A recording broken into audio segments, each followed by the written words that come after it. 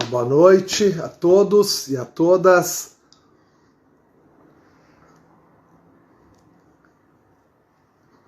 Sejam todos bem-vindos. Estamos iniciando uma live aqui pelo meu Instagram e pelo Instagram do Pedro Souza.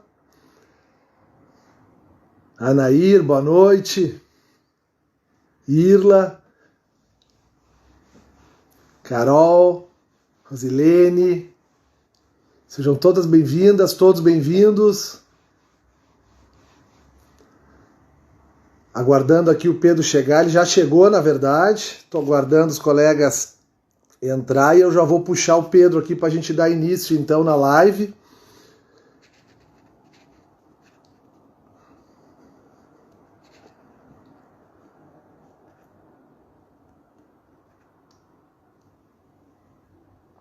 A Aline, colega Aline, Danelon, doutora Tatiana.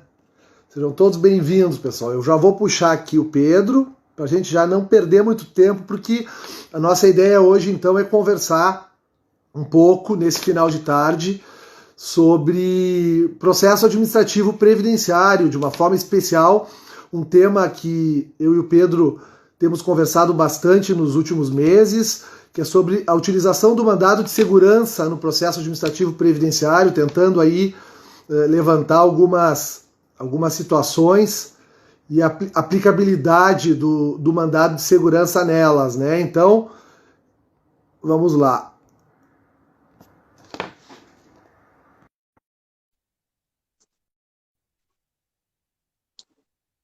Aguardando Pedro Souza. Boa noite. Tudo bom? Tá me ouvindo bem? Ouço bem, tá perfeito. Tá, que bom, que bom. Me ouve bem também? Sim, tudo certinho, tudo bem. Que bom. Que show, Pedro, que prazer aí a gente estar conversando um pouquinho sobre esse assunto, né? E através desse sistema da live poder estar compartilhando isso com os colegas, né? Para mim, tu sabe que é uma grande honra, né? Fui teu aluno e te acompanho já há bastante tempo, então poder estar conversando contigo e estudando esse assunto é uma honra muito grande para mim. Que legal, Pedro. A honra é toda minha. É um prazer enorme a gente estar trocando essas informações, ainda mais sobre o tema do processo administrativo, que eu gosto muito e sei que tu gosta também. Ter acompanhado aí o teu trabalho que tu faz nas redes, e, enfim, trabalho no escritório, as coisas que tu escreve, né? E eu acho que esse é um tema que tende a crescer muito daqui para frente, mais ainda em razão agora do decreto, né, o 10.410, as alterações no regulamento da Previdência. E não sei como é que tu tá vendo todo esse cenário aí, como é que tu tá vendo o decreto com relação ao processo administrativo, certamente impactos bem profundos, Claro, né? claro. Tem impactos que vão totalmente de encontro à lei do processo administrativo, né? Que a lei já assegura tudo mais em favor do segurado e o decreto está colocando o segurado em último lugar, né? Perfeito. Esse é o ponto, né? Nós temos uma lei que não é nem a lei de benefícios, né, lá de 91. Nós temos a lei do processo administrativo federal de 99, né? E que traz princípios, regras, né, com relação ao processo administrativo federal, que bem diferentes daquilo que está sendo agora regulamentado do nada, né? Eu acho que isso também fica muito estranho, uma regulamentação do nada, né? Exatamente, exatamente. O decreto veio para regulamentar um pouco daquela portaria, veio para regulamentar um pouco da Constituição, mas não veio nenhuma lei ainda para explicar o que é que tem que acontecer, né? Exatamente. Eu também eu fiquei com essa percepção também, assim. Temos muita coisa para debater com relação ao decreto e eu acho que, de certa forma, combina muito com com a tua ideia, né? Essa ideia partiu de ti, né? De a gente fazer a live hoje, né? E para conversar um pouquinho sobre esse assunto.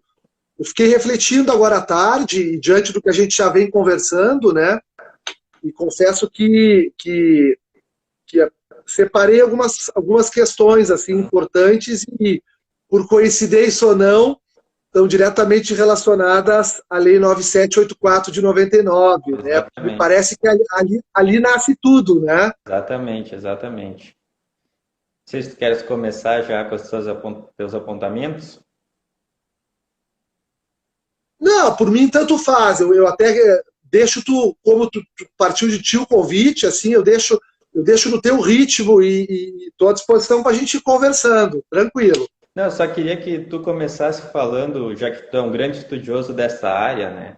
E o processo administrativo ele veio sendo mais valorizado nos últimos anos. Eu lembro que quando eu comecei a estagiar no previdenciário era aquela coisa de tu só protocolar documentos na agência e o servidor que se virasse, né, para entender que benefício que era pedido.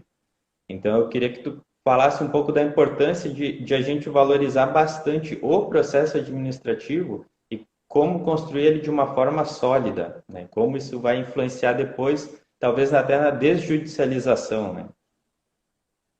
Legal, Pedro. Pô, que legal a oportunidade dessa pergunta aí, né, de poder dar uma resposta a ela, assim, do que eu tenho refletido. Eu particularmente penso bastante sempre no processo administrativo, não só no que se refere à minha atuação como advogado, enfim, mas por ser um assunto que me interessa, né? É um assunto que eu gosto de ler, gosto de estudar, é um assunto que mexe com direito administrativo, que eu gosto bastante também, né? E o que eu sinto, assim, tentando resumir a minha resposta, nós estamos vivendo no momento atual, 2020, pós-decreto 10.410, um momento muito importante para o processo administrativo, porque me parece que ele ganha uma nova faceta agora, com o fim das agências, e me parece que com o fim do INSS, né, que é o que está se anunciando, né, a incorporação do INSS no Ministério, não sei de que forma isso vai dar, e se vai ser possível se fazer isso, né, do ponto de vista até dos princípios da Seguridade Social, e todo aquele debate, né, da descentralização,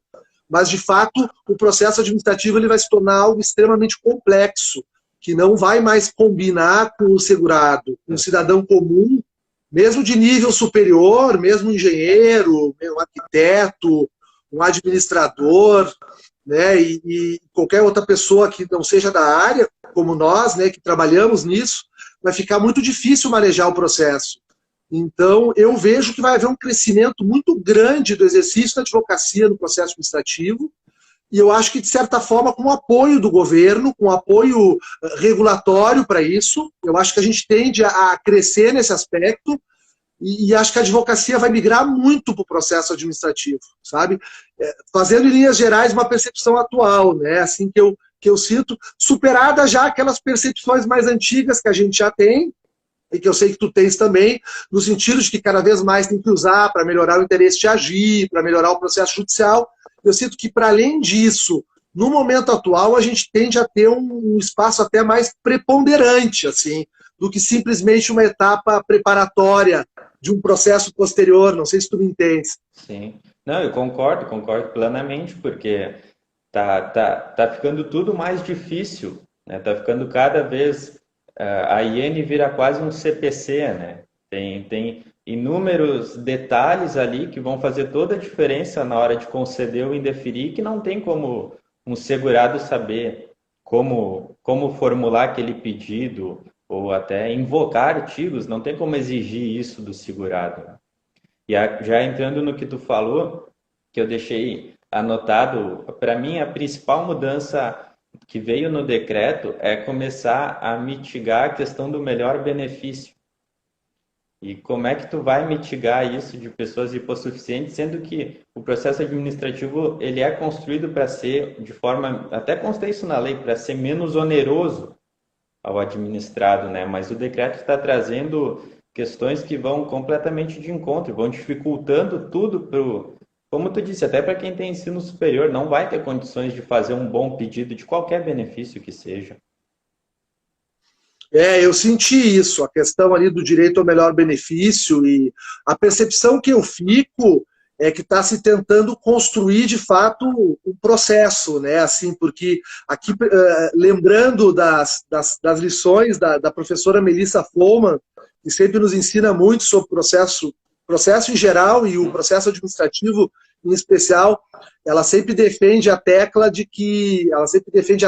de que o processo administrativo, na verdade, é um procedimento, né? Aquela velha discussão entre processo e procedimento, né?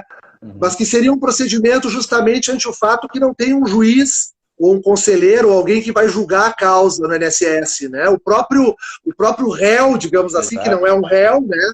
É o Estado, presta uma tutela e ele mesmo decide. E aí nasce o dever de conceder a melhor prestação, porque ele é suspeito na relação, né? E ele tem o dever de conceder a tutela.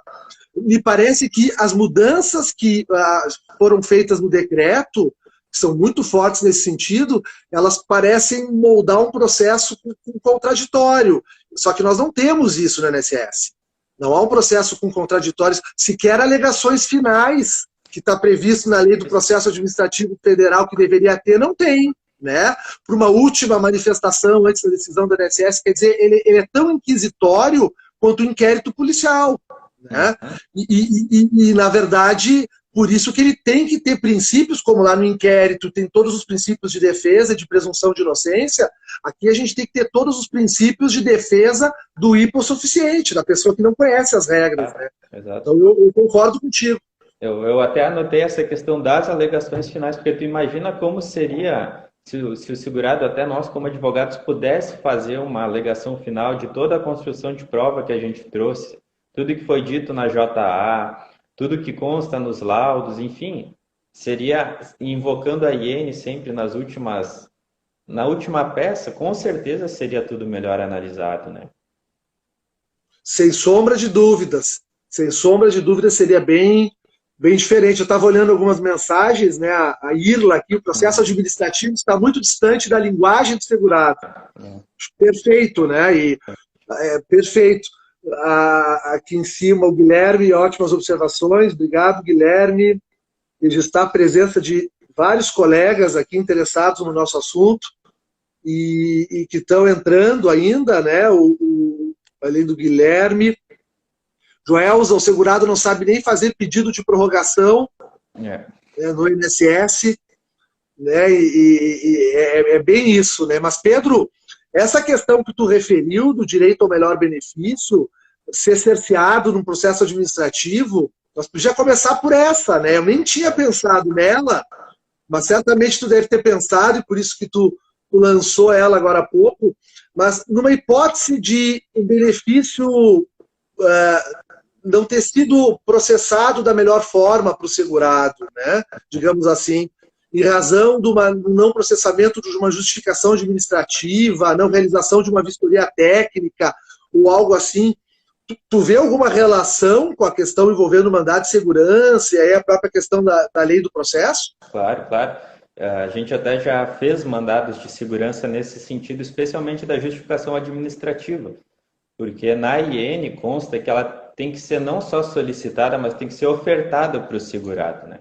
Então, não poderia o INSS indeferir um benefício ou um melhor benefício por falta de prova se ele não oferta para o segurado as possibilidades de produzir essas provas que ele então viria a se convencer, né? E a gente já fez mandado de segurança nesse sentido, porque tu não pode discutir a prova no mandado, mas tu pode juntar provas pré-constituídas, né? E eram nesse sentido, de que existia sim um início de prova material para aquilo que tu queria que fosse realizada a justificação para corroborar, e o INSS simplesmente indefere sem permitir isso, né? E no mandado teve a sentença procedente determinando que sim, fosse realizada a justificação administrativa, e até nos próximos casos que a gente vai falar, sempre foi concedido o benefício depois de respeitada a ordem do mandado de segurança, né? Que prova que aquele processo não precisava ir para o judiciário, bastava o INSS fazer aquilo, né? E o melhor benefício... Não, muito bom, desculpa te interromper no finalzinho, mas lembrei da Irla de novo agora, quando ela falou de linguagem, né? Eu tenho lido algumas coisas sobre linguagem, enfim, sobre filosofia e essas questões ligadas à linguagem. Tu vê que, no fundo, o mandado de segurança, quando ele reativa, quando ele reanima, né, a justificação administrativa, é quase que uma uma ressuscitação de alguém que está morto ali, vai ali, faz os procedimentos, ele reanima, né? E o processamento daquela JA, por força do mandado de segurança, produz uma linguagem diferente do processo. Claro. Porque o servidor que vai decidir depois, ele sabe que esse processo já foi objeto de um mandado de segurança, que é uma medida séria no nosso sistema, né? Uma medida constitucional que visa garantir direitos assim que foram conquistas, né, do texto de 88, e são questões assim que em outras épocas já não se teve acesso, né, e se enfrentou problemas por isso. O mandado de segurança ele tem esse recado claro, né, não sei se tu concorda, claro, né, de que uma violação a um direito está ocorrendo, né? Exato, exato. E de novo, volta para aquela questão, são para pessoas. A lei do processo é para esse tipo de coisa, é para garantir que já se tenha um processo bem organizado, né? E quando o INSS tem que seguir a instrução normativa, afinal de contas, o próprio nome, né? É uma instrução que vai normatizar como ele tem que fazer. E quando ele descumpre isso, não tem fundamento para permitir isso, né? E aí que entra o mandado de segurança, assegurar que aquilo seja produzido e que todas as nossas experiências sempre comprovou que fazendo aquilo que o INSS não fez, concedia o benefício, né?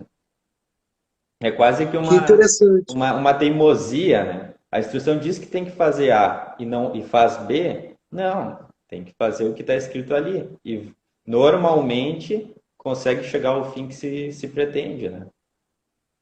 Claro, e aí tu entra num capítulo talvez muito caro para todos nós que estudamos o processo administrativo, que é a questão ligada à ineficiência do devido processo legal administrativo, né, no processo administrativo previdenciário, né, o fato de que mesmo todos esses anos transcorridos aí desde a Constituição, passando pela própria Lei 9784 de 99, e todas essas instruções normativas, memorandos, ofícios circulares, agora as portarias, são inúmeras normas, né, trazendo e tentando fazer com que as coisas funcionem, mas na prática, assim, se tem uma coisa que não funciona, e pode perguntar do Chuí até o Oiapoque, qualquer localidade do país, o que não funciona no INSS, ainda a contento, né? Claro que a gente tem experiências positivas, a gente tem disparidades regionais também, tem locais que funcionam melhor, outros menos,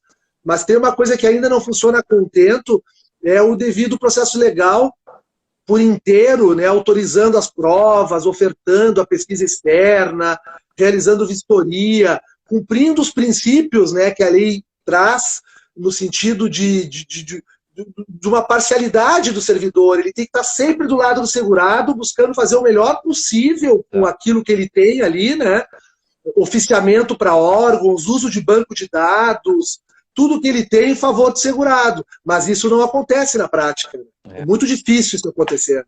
Hoje de tarde eu estava mesmo pensando na live e lembrando de um caso de aposentadoria híbrida, que aqui onde eu moro, aqui em Lajeado, né? E aqui na região é muito agricultura familiar, né? Quase todo mundo que vem no escritório tem um pouco de tempo rural. E o INSS aqui em Lajeado, ele vinha reconhecendo o tempo rural administrativamente, mas negava a híbrida, né? Quando veio aquele memorando que obrigou a conceder a aposentadoria híbrida, aí ele passou a negar o rural. Porque não tendo o rural, não precisa conceder. Então, foi um marco muito claro da parcialidade do servidor na análise, né? Sem dúvida, sem dúvida. E isso acontece. Na verdade, eu vou te dizer, Pedro, que também penso muito sobre isso. Assim, nós precisaríamos de algumas teses até das ciências sociais para entender um pouco o comportamento, né, da administração e como é difícil realmente. Assim, eu não sei se é por questões de uma legalidade estrita, necessidade de obedecer algumas normas sem uma margem de discricionariedade para casos concretos. Eu não sei se é uma tendência a um comportamento mesmo oportunista, no sentido de o receio, né, de ser enquadrado numa fraude, na dúvida acaba indeferindo. Mas essas questões também do comportamento da administração são difíceis da gente compreender também, né? É, bem isso. Eu sinto isso muito forte, assim, porque na individualidade os servidores são muito bons do INSS, né? E a gente tem grandes amigos e pessoas assim expoentes, né, da previdência, do direito previdenciário, professores e tem muito servidor, a maioria dos servidores são de bom nível, né? Mas assim no coletivo às vezes é complicado. Eu até brinco que parece que é uma previdência, que eles são donos da previdência e vai sair do bolso deles, né? Se eles tiver que conceder alguma coisa, porque como tu disse, tem algumas decisões que não fazem o menor sentido, não tem por que negar aquilo. É bem isso. Pedro, me diz uma coisa, e nesse caso do mandado de segurança aí de vocês, com relação à JA, o benefício já tinha sido indeferido ou vocês entraram no trâmite do processo? Sempre, todos os mandatos que a gente fez era após indeferimento. Então, o INSS, a gente pedia para fazer algo, o INSS não indeferia de plano, né? Não realizava aquele ato. Então, a gente impetrava um mandado para reabrir a instrução e realizar aquilo. Isso começou por quê? Porque a gente começou a aposentar alguns contribuintes individuais que tinham que indenizar valores. Então, era muito importante que a gente não tivesse que fazer um novo requerimento e perder aqueles atrasados, porque ia compensar o valor que ele ia indenizar, né?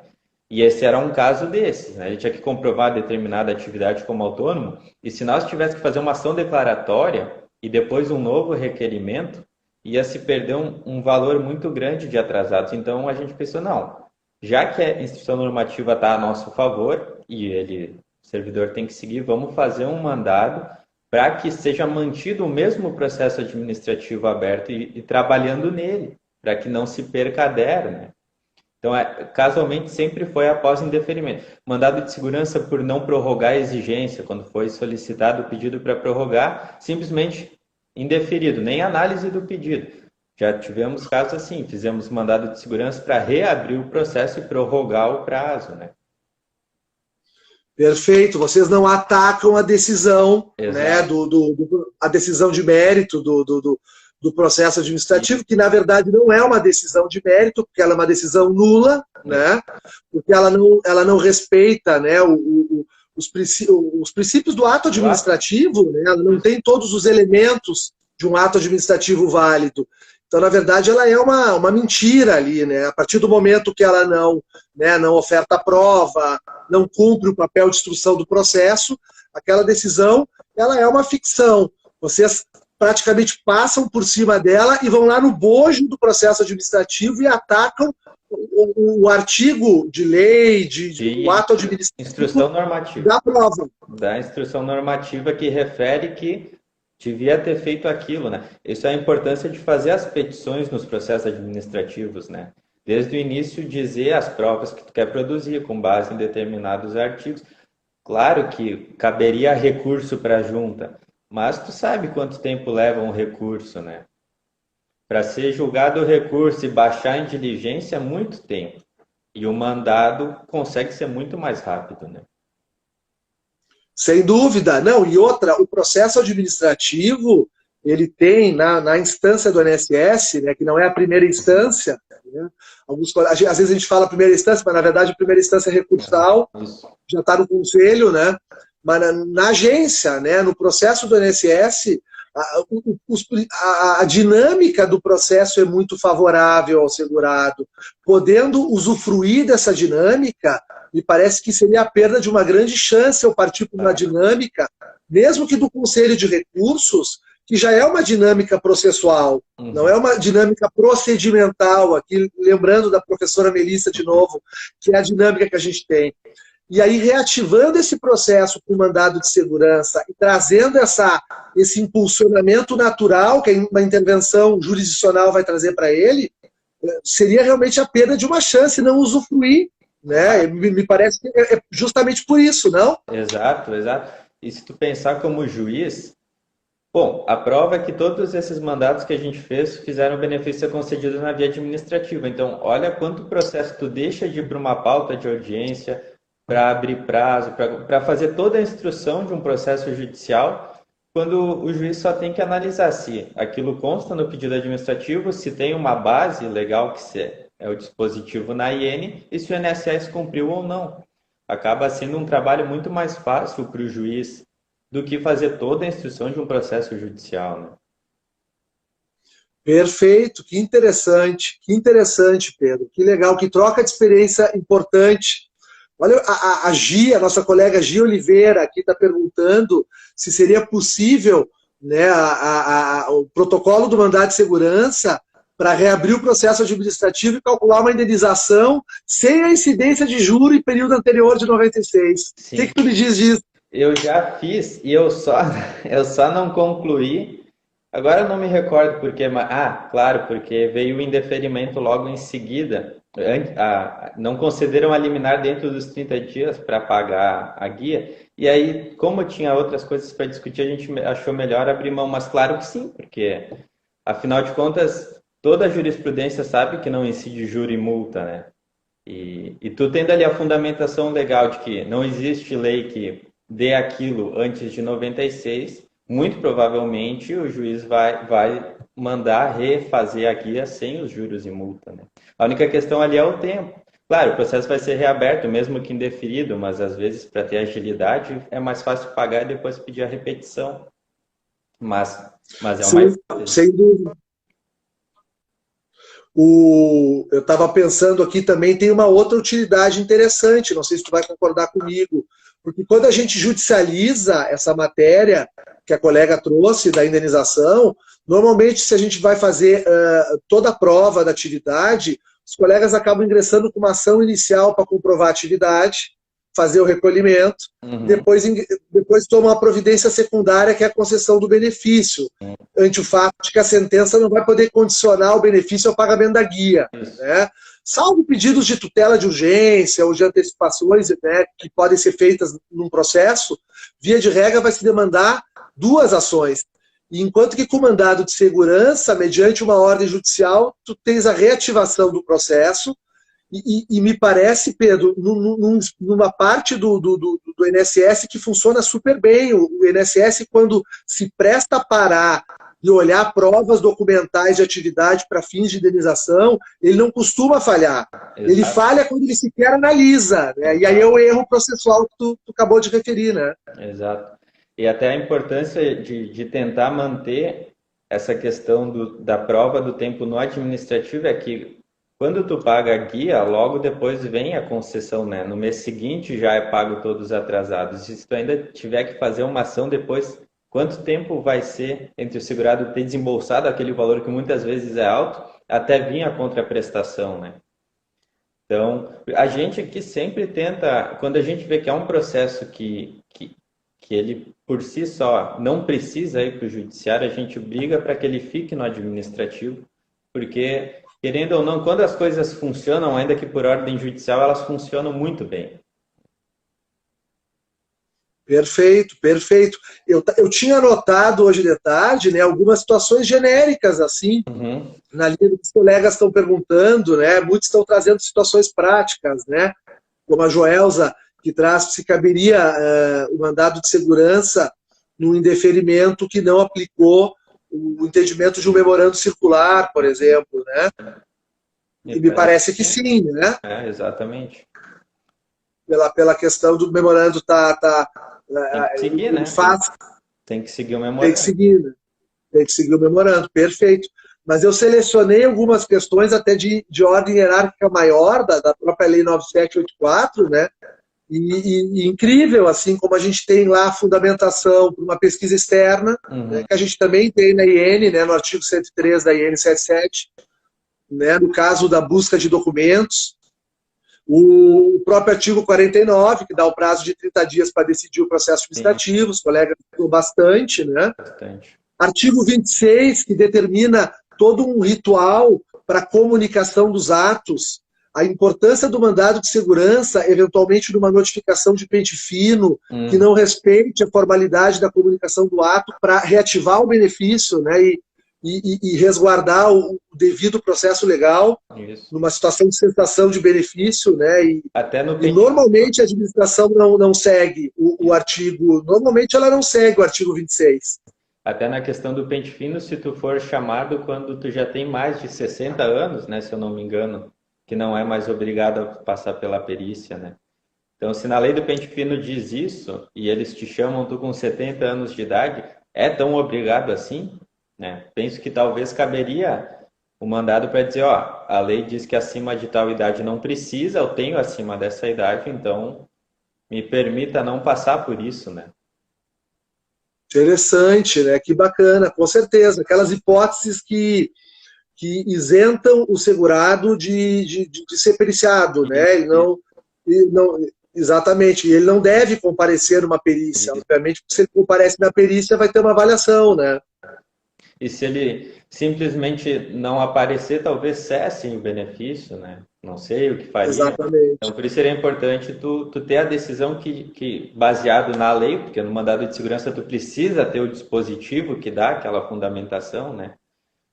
Baseado nisso. Eu também anotei alguns casos que nós já fizemos mandados, né? E um que a gente teve que fazer 2 vezes, um ainda está em trâmite, é de guia de complementação das contribuições feitas eventualmente em valor inferior ao mínimo, porque veio naquela portaria mais recente que teria esse serviço disponível no sistema do meu INSS, mas a gente olhou um por um e não está disponível ainda, né? E o sistema que tem na Receita para fazer as guias não aceita guia com competência com menos de R$ 10. E normalmente as contribuições abaixo de mínimo muitas vezes são menos de R$ 10, né? Então, a gente já fez um mandado em que a gente havia pedido, lá na hora do requerimento, havia expresso que a gente queria fazer complementação de tais e tais competências, e vem o indeferimento por falta de tempo, por não ter essas contribuições, ou por estar elas abaixo do mínimo, a gente já fez mandado dizendo, ó, deveria ter sido emitida exigência permitindo a complementação. Em alguns mandados, na hora de prestar informações, o próprio INSS já juntou. Esse foi um caso, dizendo, ó, realmente foi um erro nosso, já foi reaberto o processo, já foi emitida a exigência. Então, às vezes aquela agência que faz o cumprimento de decisão judicial já organiza tudo interno para dar cumprimento antes da sentença, né? Claro, fantástico isso que tu falou, porque eu já tive várias experiências assim, na verdade a gente tem muito essa experiência quando a gente entra com mandado de segurança por ofensa ao artigo 49, pela demora, né, excessiva do processo. Sim. E aí, não raras vezes, no prazo para prestar as informações, já vem o indeferimento e o PDF do processo ali indeferido, né? E para já resolver com uma tomada só, o servidor já resolve tudo, porque senão ele ia dar uma resposta para o judiciário e depois ainda ia analisar o processo num outro momento, né? Isso acontece muito, né, no mandado de segurança. E eu fiquei pensando, Pedro, numa outra coisa importante também, né? E sabe que tinha um tempo que eu até não gostava de falar isso ao vivo, em live, né? Live é uma coisa recente, né? Mas essa questão das competências, né? Do juizado especial e do rito comum. Mas de um tempo para cá eu perdi um pouco essa minha maneira de pensar o assunto, porque eu acho que as incongruências entre os dois ritos se tornaram tão gritantes que a gente precisa sim falar, precisa sim criticar, e nós da advocacia temos que estar sempre batendo na tecla da inconstitucionalidade do Juizado Especial Federal, nos termos como hoje está ali para julgar a matéria previdenciária, né? Não tem cabimento tu ter um entendimento num rito, outro no outro, e tu ter decisões que trazem conflitos, né, e que se promete a solução em processos coletivos, como IRDRs e incidentes, que muitas vezes mais atrasam a vida do segurado do que trazem uma resposta efetiva, que era o objetivo do juizado. Eu estou falando tudo isso por quê? Porque o mandado de segurança, o advogado que opera o mandado de segurança, e eu uso bastante aqui também no escritório, é um advogado que ajuiza suas ações do rito comum, né? Vai ajuizar essas ações do rito comum. Então, e um rito que é constitucional e que tem assim todo um jeito de ser assim favorável à rapidez, né, à presteza. Não sei como é que tu vê tudo isso. Sim, tu te refere ao fato de o mandado ser ajuizado no procedimento comum, isso? Isso. Faz toda a diferença, né? Ainda mais tendo o nosso TRF4 do jeito que é. Com certeza, O entendimento vai ser aplicado dos juízes e dos desembargadores que julgam os benefícios do procedimento comum, né? E não que os juízes dos juizados sejam menos capazes, mas a gente sabe de que as interpretações são muito onerosas para o segurado, né? Eu concordo com o que tu colocou. Sim, e o rito também, né? O rito à risca do Código de Processo Civil, digamos assim. A gente tem, quer dizer, todas aquelas questões importantes. Uma só, a título de exemplo, eu acho que resumiria bem assim o que eu estou querendo dizer, que seria o princípio da não surpresa, né? Que é algo que não é respeitado no juizado, né? Nós somos surpreendidos toda hora no juizado em situações que muitas vezes sequer existem alternativas recursais, né, e medidas a serem tomadas. E a gente está no rito comum, a gente tem a segurança de estar navegando num mar que pode até ser revolto, pode ser um processo difícil. Agora, por outro lado, eu tenho a segurança de ter uma norma a seguir, e acho que isso tudo ajuda muito também. Exato. Eu acabei nunca tendo casos assim, mas eu lembro que tu já colocou de fazer um mandado para ser realizada a pesquisa externa, que é algo que, pelo menos eu não vi o INSS fazendo isso de livre vontade, mas também nunca provoquei via mandado. Não sei se tu já teve essa experiência com pesquisa externa. Eu tenho uma experiência recente com pesquisa externa e que foi positiva, depois de alguma luta, assim, né? Enfim, sempre é muito lutado, né? Eu tenho uma experiência recente de um cliente aqui do escritório que já tinha ingressado em juízo e tinha perdido em juízo a comprovação de um período, né? E nós estávamos em busca de um documento no processo administrativo que não existia e não poderia comprovar aquele vínculo que ele estava tentando comprovar. Então eu não tinha mais a possibilidade de acessar o Poder Judiciário. Eu teria que trabalhar com as regras do processo administrativo, né? E eu sabia que esses documentos estavam de posse de um sindicato aqui do interior do estado, em Santana do Livramento.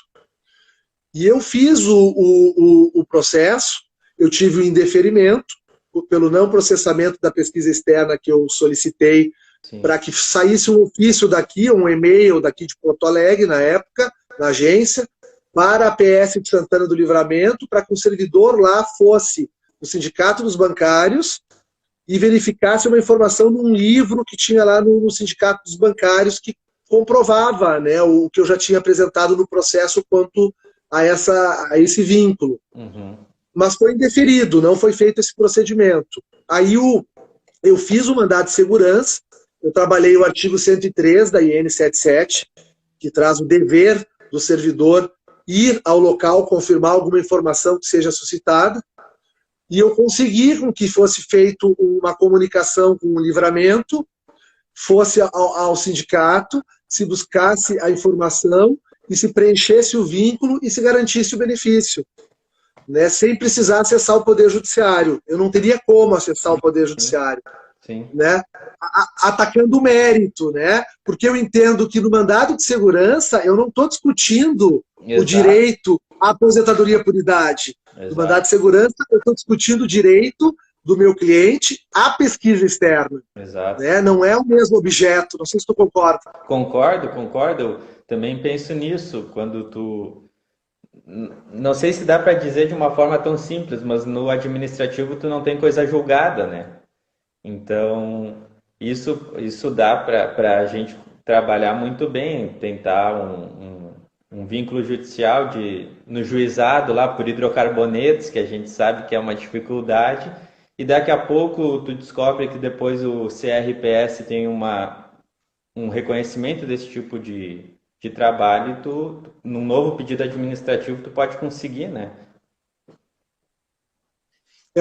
Foi mais ou menos essa estratégia assim, que a gente adotou. Então, ele também pode ser uma ferramenta importante, assim, eu acho, nessas relações entre o processo administrativo e o processo judicial, que talvez, Pedro, eu acho que vão ficar mais conturbadas daqui para frente, né? Porque a gente tem visto assim as próprias mudanças do novo regulamento, né, das novas regras, exigindo, né, que o segurado também colabore com a instrução do processo, Então eu acho que nós vamos ter assim, um momento muito difícil assim, de adequar tudo isso no próprio tema aquele do STF do interesse de agir, né, o tema 350, né, as relações entre as duas, né, a esfera administrativa e a esfera judicial.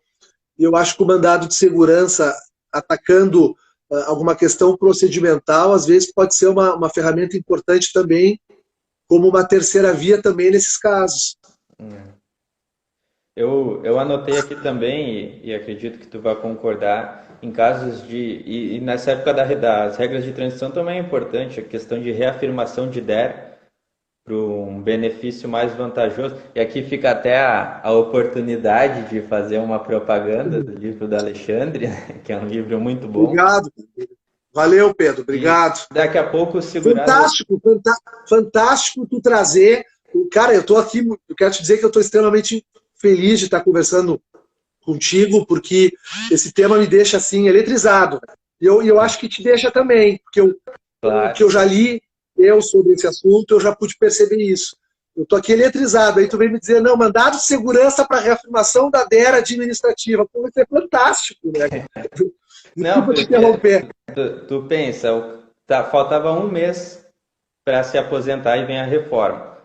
Em questão de 2 meses, ele cumpre com dois pedágios, né? O de 50% e o de 100%. E se o INSS calcular com uma regra, vai ser calculado de um jeito, usando o outro vai ser de outro, e ele concede um menor salário, né? Tu teria ali... Não, se eu reafirmar a DER para a data do pedágio de 100% daqui a pouco, que seria um pouco mais à frente e tu ainda não tinha o indeferimento, tu vai ter um salário melhor, né? Então, o INSS, na hora de reafirmar, deveria ter observado o melhor benefício, né? Perfeito. Pedro, o que tu recomenda de fundamentação, assim, não objetiva porque está sendo atacado, mas assim do ponto de vista mais, né, orgânica da coisa mesmo? Então, por exemplo, no caso de um ato administrativo, né, inválido, enfim, tu recomenda a doutrina do direito da administração, Sim. A Constituição, como é que tu costuma fundamentar os teus mandados de segurança? A gente começa falando de que a gente, mostrando que provocou, que fez aquele pedido expresso, né, na petição de requerimento ou intermediária, sempre levantando a instrução normativa ou a lei do processo administrativo federal e os princípios do ato e do processo, né, competência, finalidade, forma, motivo, conteúdo e causa. Qual deles tiver sido descumprido, a gente ataca para dizer que é um ato administrativo ilegal. Por ser vinculado, aí já traz o princípio da legalidade da Constituição e ressalta alguns dispositivos do processo administrativo, da lei do processo administrativo, que vai trazer questão que tem que ser observado o fim público a que se dirige, né? Então, justificação administrativa é para quê? É para provar algum interesse do segurado. Então, tu tem que analisar algumas coisas de uma forma mais flexível. A questão do contraditório, de permitir produção de prova, todos os dispositivos lá da lei do processo administrativo. Então, a gente refere instrução normativa para aquele ponto específico que a gente quer que seja realizado. O artigo da Constituição da legalidade, que é o 37, né? Menciona mais, não tão legalmente, mas como argumento, os requisitos do ato administrativo e traz alguns dispositivos da lei do processo administrativo federal. Antes eu vi que uma colega perguntou o prazo, né? Eu acredito que vale aquele dos 190 dias, né? Do ato de indeferimento, que é o prazo do mandado de segurança, se eu não me engano, ou é 90 ou 190 dias que ele retroage, se eu não me engano é isso. Isso, não é 120? Pode ser não, 120. Eu também não tenho... Pode ser. Eu acho que é 120. 120. Eu tenho a impressão que é 120, não tenho certeza também. Sim, tem que respeitar o prazo, né, de decadencial ali para poder, justamente porque ele é uma medida para ser tratada, para tratar questões urgentes, né? Mas é isso aí que a gente costuma levantar nas petições. Pô, que legal. E eu estava pensando aqui, deixa eu te fazer uma pergunta, tentando construir um pouquinho mais aí e motivar mais aí o artigo que a gente está escrevendo junto, né? E com as ideias, e eu quero trazer algumas coisas nesse sentido, te perguntar o que tu acha da hipótese de um mandado de segurança contra a decisão do processo, a decisão de indeferimento da aposentadoria por não respeito ao artigo 50, por exemplo, da Lei do Processo Administrativo Federal, que traz o dever da fundamentação, para tu poder fundamentar melhor aquele processo, até mesmo para levar a juízo, ou até tentar uma nova decisão. Vamos supor um documento apresentado que não foi valorado, uma falha no resumo de tempo de contribuição, que eventualmente não considerou um período que está lá na carteira. Como é que tu entende assim, que já daria para se fazer um mandado de segurança da decisão final do processo? E tu acha que isso encontraria vedação com a questão probatória? Pois é, me pegando assim de surpresa, né? Estou te provocando. Olha, eu acredito que se conseguir demonstrar que a falta daquele argumento te impede de entender por que não foi considerado aquilo, te obriga a, pelo menos, tu conseguir que seja reaberto para ter algo expresso sobre aquilo. Mas talvez o juiz já possa de pronto entender que é devido à concessão, né? Daqui a pouco tu pode estar falando de um benefício concedido que passava dos 96 pontos na data da concessão, mas o INSS aplicou algum fator previdenciário.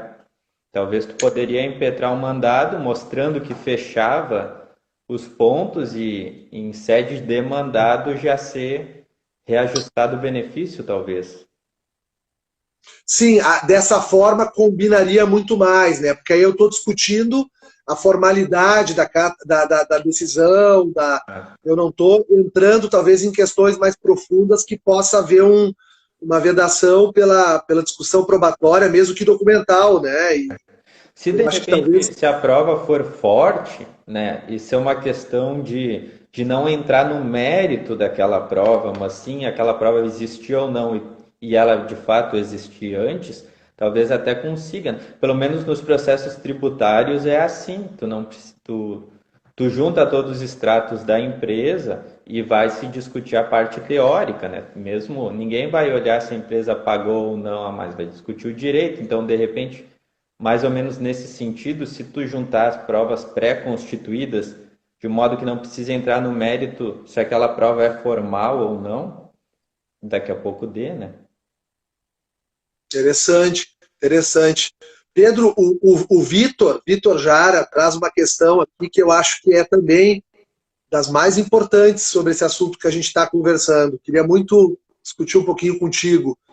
Ele fala nos casos de divergência entre os PPPs e o LTCAT, né, ou às vezes entre o PPP e um laudo de insalubridade, PPRA, enfim, algum outro documento, algum outro laudo, né, inclusive estão elencados na instrução normativa, né, e o fato de que nesses casos onde há divergências, há um dever do INSS, na verdade, de encaminhar para a perícia médica para a realização de uma vistoria no ambiente de trabalho ou na documentação ali que está gerando a divergência, né?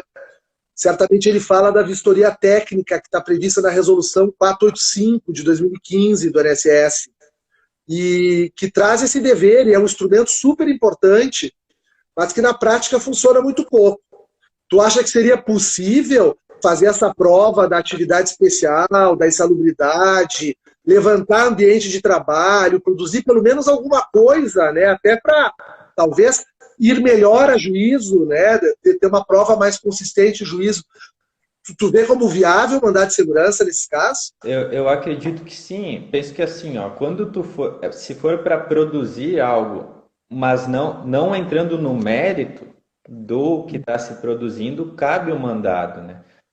Que nem antes a gente falou da pesquisa externa, ou agora dessa perícia, né?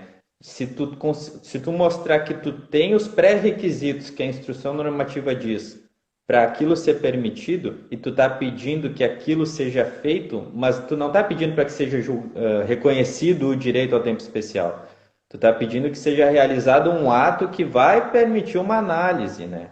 Então eu acredito que sim, para todas essas questões processuais eu acredito que cabe o mandado, né? Interessante. Realmente é uma questão bem pontual e acho que de certo ponto nova também, porque, né, e um pouco fruto do estado de coisas que a gente, né, que a gente vive. Eu não sei se tu concorda comigo, mas se nós tivéssemos um processo administrativo de fato eficiente, né, com mínima respeito ao devido processo legal e com oferta das provas, se isso fosse uma realidade, assim, talvez seria mais difícil até esse acesso ao mandado de segurança, até por uma questão de entendimento jurisdicional mesmo, de magistrados. A questão é que o que vigora no senso comum e no próprio tribunal, né, nos tribunais, é que realmente falta muito para a gente ter um processo de fato administrativo no INSS. Né? A gente ainda não conseguiu, mesmo passados esses, né, 30 e poucos anos desde a criação da autarquia, lá em 90, ainda falta muito assim, para a gente ter né, o respeito dos elementos do ato administrativo, né, as intimações completas dos atos, as avaliações.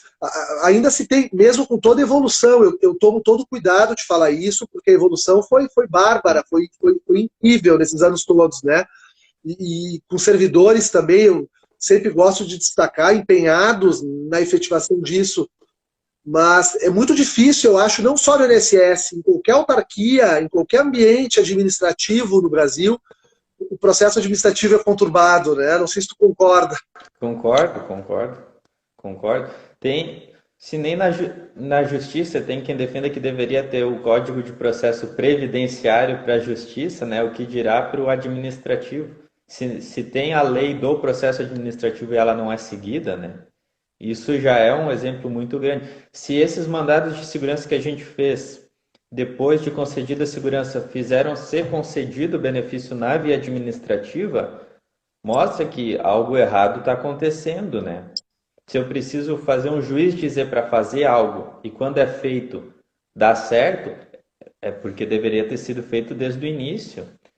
E ainda mais numa forma que numa via que não se analisa a prova, se analisa só praticamente texto de lei, algo que é líquido e certo.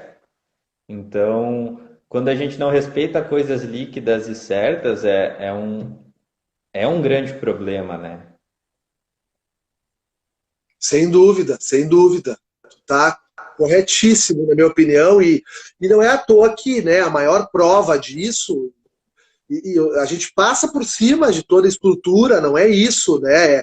Aqui tem o fator Brasil também, o tamanho do país, né, a universalização da Seguridade Social, o papel que o INSS cumpre em todos os recantos, né, e tem tudo isso, mas de fato hoje a gente vê por que a advocacia previdenciária cresceu tanto, né, o porquê que o direito previdenciário se tornou assim uma área tão expressiva nos dias atuais, muito porque o judiciário, nesses anos todos, cumpriu um papel que, na verdade, caberia ao INSS realizar e as instâncias recursais controlarem quando não fosse respeitado no INSS.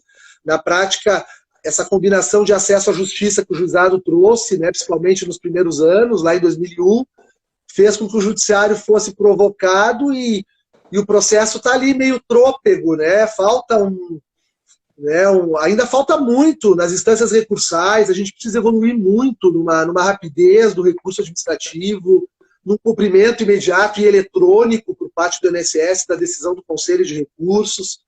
Enquanto isso, o judiciário sempre acaba sendo um caminho quase irresistível, né? Antes tu disse para fazer justiça, né? Só o fato de o INSS ter criado uma ferramenta para processo eletrônico já mostra que ele está a fim de fazer as coisas melhorarem, né? E a Previdência tem coisas muito boas. Eu sempre acho incrível o Prev Barco, que é algo, se tu pensar, sensacional, né? Para dar acesso a benefícios para pessoas que estão em qualquer lugar do meio do Brasil. Então, realmente, avançou muito, mas ainda precisa avançar mais para que para que funcione bem, né? Porque funciona mais ou menos, ainda não funciona bem como poderia. Questão de processo de recurso, não consultei mais, mas até minha última consulta a gente não tinha acesso à jurisprudência dos conselhos, né? Então a gente tem acesso aos enunciados, mas que é como ter acesso à súmula, não é tanto assim. Não são tantas informações, então tu tem que jogar no Google o que que tu quer e rezar para que apareça um voto digitalizado dizendo o que que tu precisa. Então realmente avançou muito, mas precisa melhorar bastante. Não, sem dúvida. O Luiz Vinícius traz uma provocação ali, bem na hora que tu falava, né, do amadurecimento, da evolução e também dos problemas. Se a gente está atento à unificação do INSS com a gestão, né, que vai ocorrer, e realmente a gente vai ter o fim da autarquia, isso é certo, né? Eu acredito que talvez o INSS, como a gente conheceu, né, a nossa geração conheceu, e o INSS é da nossa geração, né, anos 90, anos 2000, ele tem mais ou menos a nossa idade, né, Pedro? E esse tempo todo, antes tinha o INPS, né? E parece que agora ele vai ficar mais vinculado mesmo à questão de governo, né? A questão é, eu acho que se tivermos marco regulatório bem feito, o cumprimento das regras, não é um fundamental às agências. E uma descentralização muito expressiva, como foi um pouco a lógica lá atrás. Né? Porque lá tinha outros objetivos, outras questões a serem conquistadas também, que o texto de 88 trouxe. Agora o que a gente precisa é efetividade. Né? Vive-se tempos difíceis, e não é por causa da pandemia, porque a gente já vinha numa crise de anos, e desde 1990 foram muito mais períodos de crise do que de bonança, né? O Brasil ainda é um país que tem dificuldade de conseguir, né, decolar, enfim, e nós temos que ter uma previdência, uma assistência social e uma saúde forte para amparar, né? Então, não importa a forma, a gente tem que ter o cumprimento das regras e a efetividade, na minha opinião, né? Então, uma coisa que eu senti falta quando veio o processo digital, mas que pode ser muito facilmente corrigido, é o contato com o servidor, porque antes a gente podia lá e explicar o que a gente estava pedindo, né? O porquê, podia mostrar, ó, tá aqui a prova, tá aqui o início de prova material. Hoje tu não tem contato com o servidor que está analisando o teu processo, mas isso podia ser muito facilmente corrigido, sabe? Colocando ali um canal para o advogado falar com o servidor, não o simples comentário ali dentro do processo, porque vai valer como um protocolo de petição, mas que tu pudesse conversar com quem está analisando, né? Nem que fosse via e-mail. Hoje é muito difícil tu ter esse acesso ao servidor que está analisando o teu requerimento, né? E é algo que posso estar errado, mas me parece algo simples de corrigir. sem dúvida. A questão eletrônica, ela traz esse revés, né? E não está sendo fácil essa migração, né? Ela está ocorrendo aos poucos, já há alguns anos, né? E Sem tu dúvida, esteve na Pedro. frente, né? Esteve à frente da OAB quando começou isso, né? Eu estava lá na comissão na época, né? Presidindo, estava presidente da comissão, mas isso tem sido um trabalho de muitas pessoas em todo o país e é uma mudança realmente muito forte, né? Eu ia te dizer que o nosso tempo está se Sim. esgotando e o pessoal está pedindo para a gente gravar a live, né? E eu recebi o convite do Pedro, pessoal, para a gente fazer essa live, em razão desse assunto que é um assunto de comum gosto meu e dele, né? E a gente está se encontrando e é a primeira vez que a gente está conversando de fato, né, sobre esse assunto. No fim, como o meu celular tranca, eu fiz o convite aqui via Instagram para o Pedro chegar, né? E então eu vou. Os colegas estão pedindo para gravar. Assim que terminar, eu vou jogar no IGTV. Certamente o Pedro, já mando para o Pedro, ele vai querer certamente divulgar nos meios dele. Eu devo colocar em canal de YouTube também, no meu canal de YouTube. Então, aqueles que quiserem assistir depois, um Tranquilo. prazer enorme a gente poder estar compartilhando, né, Pedro? Claro. Temos 40 segundos, vou te passar aí para tuas considerações finais aí. Não, eu queria agradecer todo mundo que esteve presente. Infelizmente é difícil a gente responder as perguntas, porque é muito assunto, né? Teria que ser quase uma live só para responder perguntas. Mas o pessoal fica à vontade para mandar aí nos directs, se eu puder ajudar de alguma forma, com certeza vou estar à disposição. E agradecer ao Alexandre por ser acessível como é, mesmo sendo esse grande advogado e professor que todo mundo conhece e admira.